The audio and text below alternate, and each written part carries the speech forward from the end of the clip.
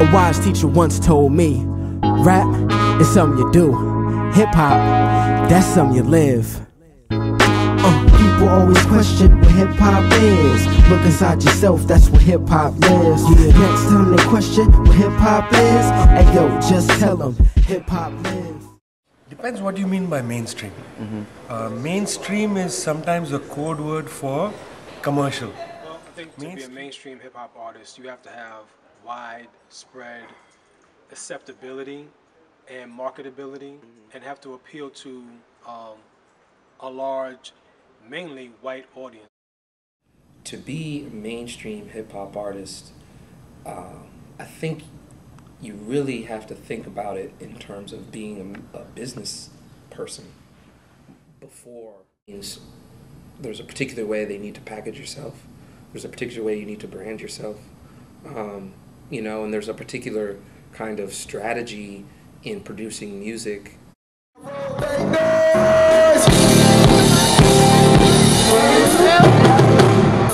We have a very bizarre idea of mainstream. Mainstream doesn't mean that you necessarily have the love of people. It means that you are picked up by a corporation.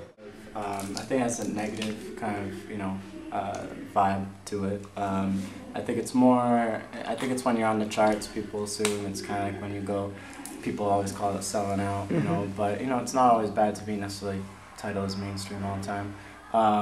You know, it depends on the kind of music you do, but overall I think mainstream will mean like just, you know, on the charts, non-stop. The Wiz Khalifa's, the Kanye and Jay-Z, yeah. When I hear the words pop, like somebody's a pop star or a pop sensation or a pop, you know, rap artist, I'm thinking about somebody who generally is appealing to white audiences who have the power to purchase that particular art. Mainstream music is a lot of times associated with just like radio, and people view that as like poppy or whatever it may be. But I mean, we try to make good mainstream music, I guess you could say. Like try to put good music on the radio rather than just the typical catchy ass songs or whatever. I think that the music is very formulaic. In order to make it, you have to produce a music in a sound that is, one, very kind of pop. It's and in the context of rap, and particularly of lyrics, of rap lyricism, it means dumbing down your lyrics in a lot of ways. It means topics that aren't necessarily political or have political messages. In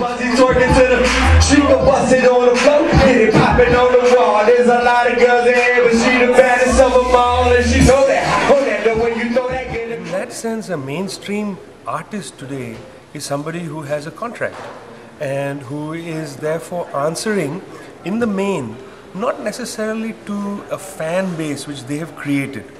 You know, that is to say, a fan base that has come along with them, you know, where they've built an audience.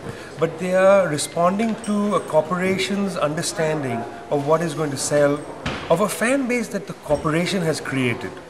You know, someone is described as a mainstream artist, we're talking about somebody whose reach goes beyond their particular community or beyond their culture or beyond their race or ethnicity and reaches a huge, you know, national or even an international. Talk about positives and negatives. You know, the positive side of thinking about it as a business model is that you are, in some ways, contributing to a kind of economic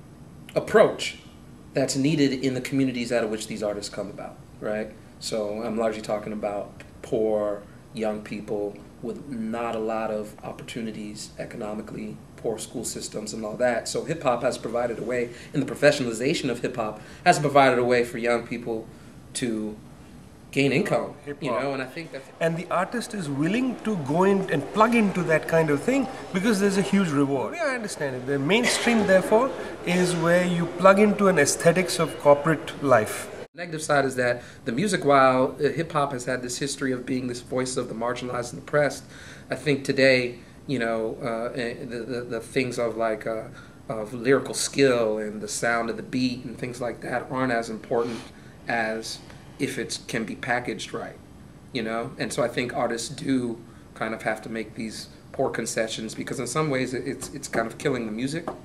and its kind of historical foundations. I think that the internet has made distribution much more easier and accessible for the average artist. So, you know, where artists used to have to rely on the gatekeeper, the person or the corporation who had the power to create, produce, disseminate, and market their work, no longer has that power, right? I feel like people said it killed hip hop, but it fucking brought it back to life. Like, it's a great way for people to connect with you, especially your fans. Whether or not you're releasing an album for sale, or music for free, like, the internet is what's dominant right now in our lives. Music. Most artists don't make money, as you know, by sale of their album. You know, they make pennies per album sold. It's the company, it's the corporation that makes the money. So many artists have decided, use the internet to give away albums for free. And then use that to build your reputation, to build your fan base, and then go out there and do performances. You make money through the shows. The artist is not making money on the album. So the internet has become a way to figure out how to utilize, how to reach out, how to build an audience.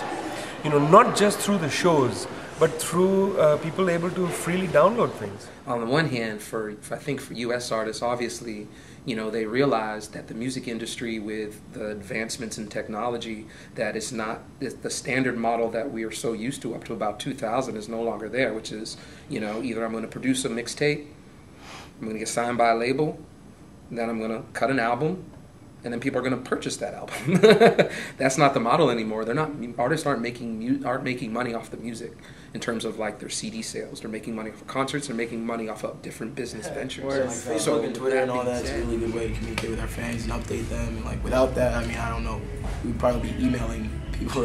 So I mean, like it's definitely done for. It's definitely like a good way to keep in touch and spread the music. Create stuff on your own. You can post it, or put it up online, on your own. You can build your own audience, even though you probably don't have the same kind of marketing power and marketing resources as a huge corporation, but you still can reach your audience. You can have people learn about your work. You can just be visible and have a presence online in ways that weren't really possible 10, 15, 20 years ago. To that new age, and the ways that they're adjusting is that, okay, I realize that I'm making income from various other kind of sources, and so now you're seeing artists taking advantage, and you're seeing the emergence of the free mixtape online that you can download, right?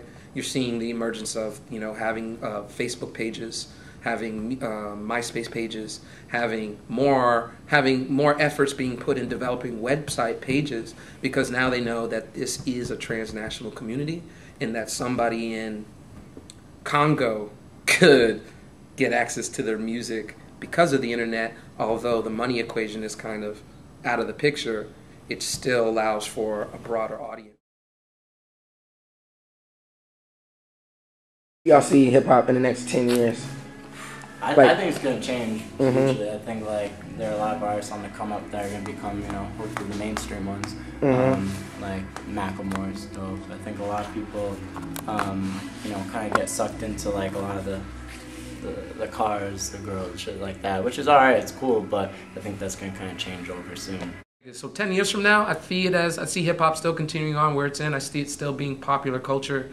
I still seen it going through various different phases. I feel right now we're in the phase of like the beat and the producer driving more than anything else, because it's about the artist son and getting a particular beat and the hook. So more and more, I think you're seeing a lot of interesting developments in the sound of the music with the beat production, as opposed to say, necessarily with like new interventions and innovations in lyricism, not necessarily as much. And I do think the lyrics are still going to stay lyrics. They're still going to stay mainstream, and it's still going to stay kind of devoid of kind of overt political messages.